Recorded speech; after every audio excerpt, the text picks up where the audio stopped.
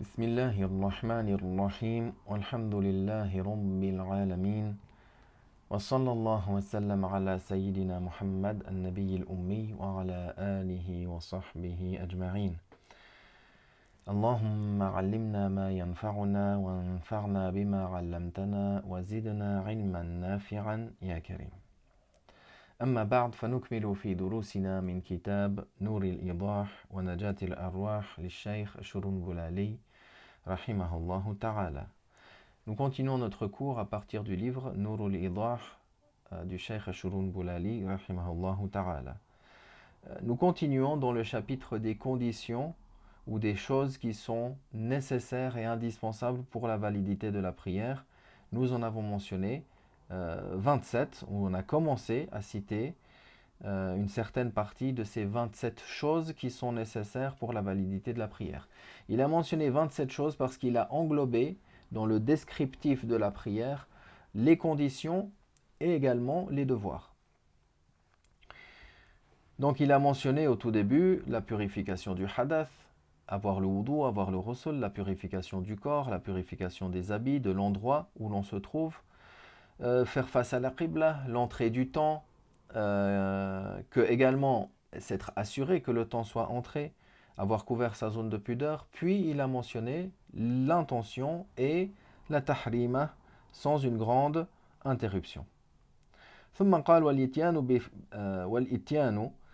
بالتحريمة قائما قبل انحنائه للركوع.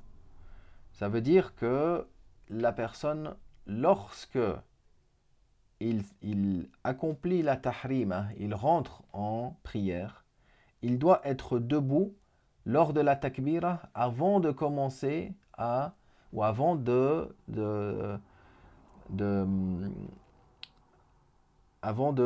s'incliner dans l'inclination, avant de s'incliner pour arriver dans l'inclinaison.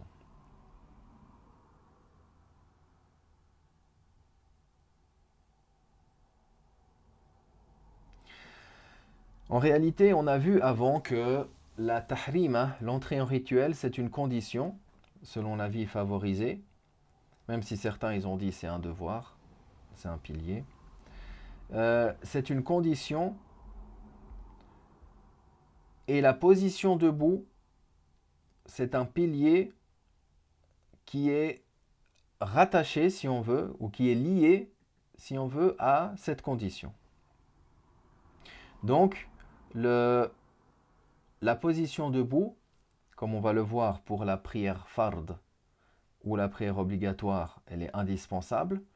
De même, cette position debout doit être observée lors de l'entrée en prière. Également ici pour celui qui fait la prière fard ou la prière wajib et qui a la capacité d'observer cette position debout. قال وعدم تأخير النية عن التحريم. C'est pas valable que la personne retarde ou qu'elle formule ou qu'elle ait l'intention de la prière après avoir dit Allahu Akbar.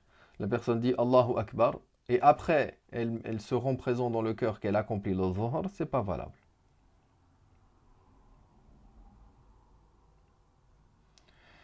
Donc comme on a dit, l'intention elle peut être simultanément, c'est une simultanéité réelle, elle peut être simultanée avec l'intention, avec la takbira, et elle peut être également cette simultanéité par jugement, c'est-à-dire qu'elle précède l'entrée en prière, mais sans qu'il y ait une interruption temporelle par quelque chose qui l'a préoccupé, qui ne fait pas partie de la prière.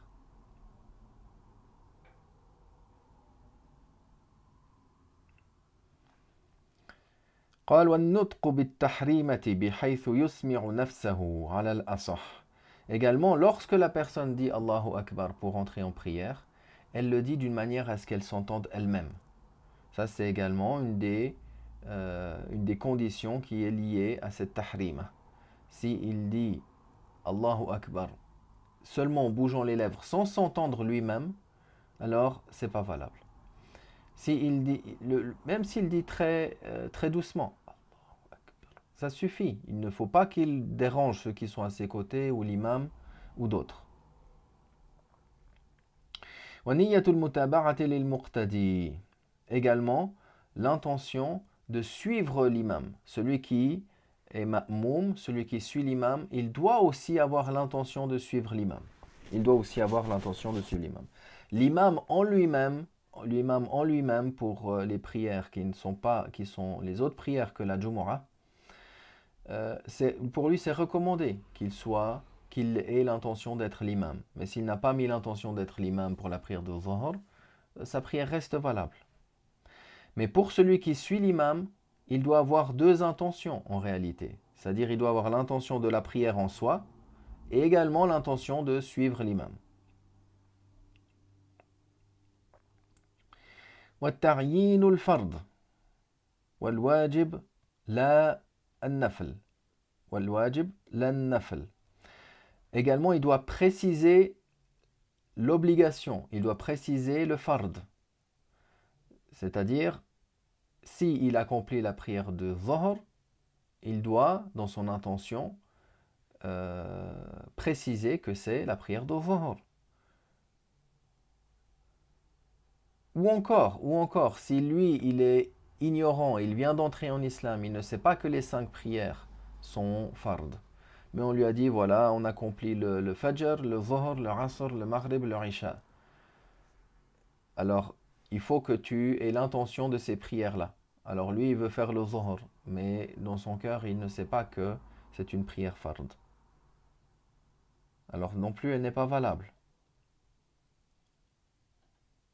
Ou s'il fait l'intention du fard, seulement il a l'intention dans son cœur d'accomplir le fard. Mais lequel? Est-ce que c'est Dhuhr? Est-ce que c'est Maghrib? Est-ce que c'est Asr?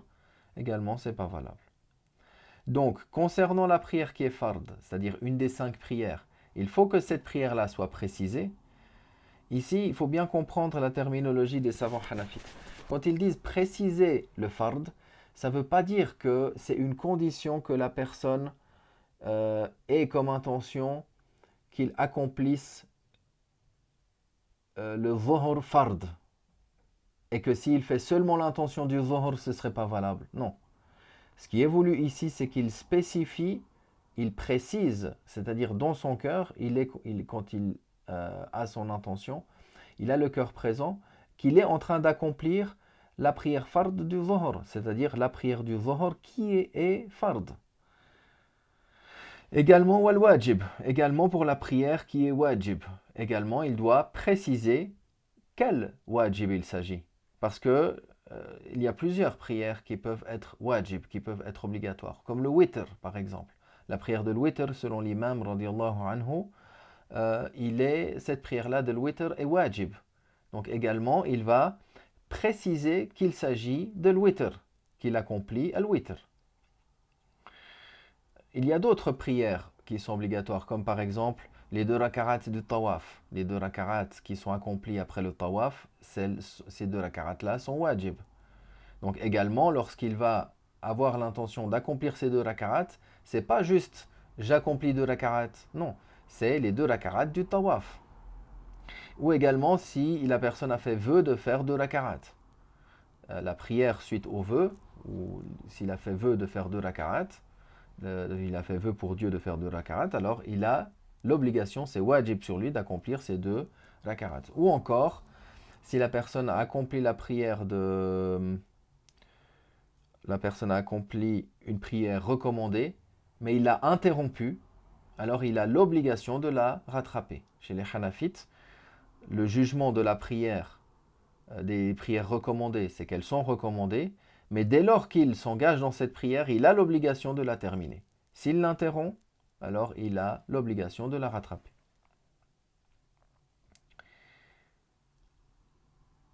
Mais il a dit pas pour la prière nafl, pas pour la prière recommandée. Pour la prière recommandée, ce n'est pas une condition de préciser de quelle prière recommandée il s'agit.